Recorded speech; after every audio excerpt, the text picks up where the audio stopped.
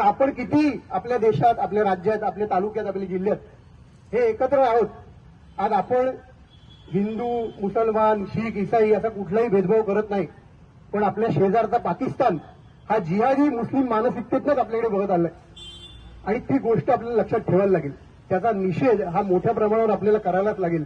काश्मीरमध्ये पर्यटकांवरील झालेल्या भ्याड हल्ल्याच्या निषेधार्थ आणि मृत पर्यटकांना श्रद्धांजली वाहण्यासाठी आज छत्रपती शिवाजी महाराज चौक येथे सर्व खेडवासी एकत्र येऊन मृतांना श्रद्धांजली वाहून एक भारतीय म्हणून दहशतवादी कृत्याचा निषेध व्यक्त केला. या श्रद्धांजली सभेला मोठ्या प्रमाणात खेडवासी उपस्थित होते. काश्मीर भागातील पहलगाम या ठिकाणी निष्पाप पर्यटकांवरती झालेल्या भ्याड हल्ल्याच्या निषेधार्थ आणि या निष्पाप पर्यटकांना श्रद्धांजली अर्पण करण्यासाठी आपण समस्त खेडवासी सर्वजण, सर्व धर्मातील व्यक्ती या ठिकाणी उपस्थित राहिलात. तर कालचा दुपारचा दिवस हा आपल्यासाठी खूपच दुःखदायक आणि क्लेशदायक आपल्याला तो दिवस ठरला. काश्मीर म्हणून आपण स्वर्ग म्हणून पाहतो आणि या काश्मीरला जाण्याची इच्छा प्रत्येक भारतीयाच्या मनामध्ये असते आणि मग या काश्मीरला मी कधीतरी आयुष्यात एकदा भेट देईन अशी इच्छा असताना मग स्वतःचं लग्न झाल्यानंतर त्या ठिकाणी फिरायला जावं आणि तिथला स्वर्ग अनुभवावा यासाठी इथले अनेक महाराष्ट्रातले पर्यटक आणि देशातले पर्यटक त्या ठिकाणी गेले.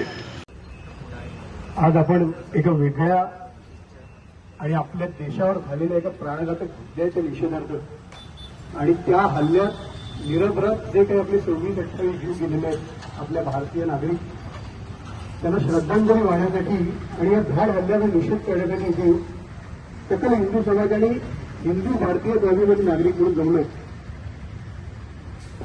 खरं तर आतापर्यंत अनेक आतंकवादी हल्ले हे झाले आपल्या देशावर, हे आपण पचवले, त्याला सडेतोड उत्तरही दिलं.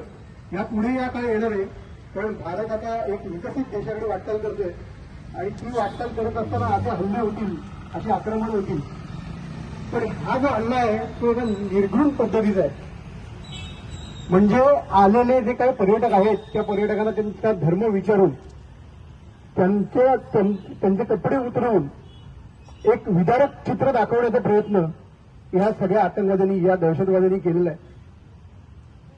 आपण बरेच सहिष्णू आहोत, आपला भारत देश हा सहिष्णू आहे की तो कायम विचार करत असतो, तो शांत राहतो. पण याचा अर्थ असा नाही की कोणी येऊन आमच्या भारत मातेची लष्करं तोडावीत किंवा आपल्यावर आक्रमण करावीत. तर याला सडेतोड उत्तर हे आपल्या देशाच्या, आपलं जे सरकार आहे, आपली जे सीमावर्ती भागातले आपले सैनिक आहेत, तर ते या पुढच्या काळात देतीलच. टाइम्स डिजिटलला लाईक करा, सबस्क्राईब करा, शेअर करा आणि बेल आयकॉन दाबायला विसरू नका. पाहत रहा टाइम्स डिजिटल.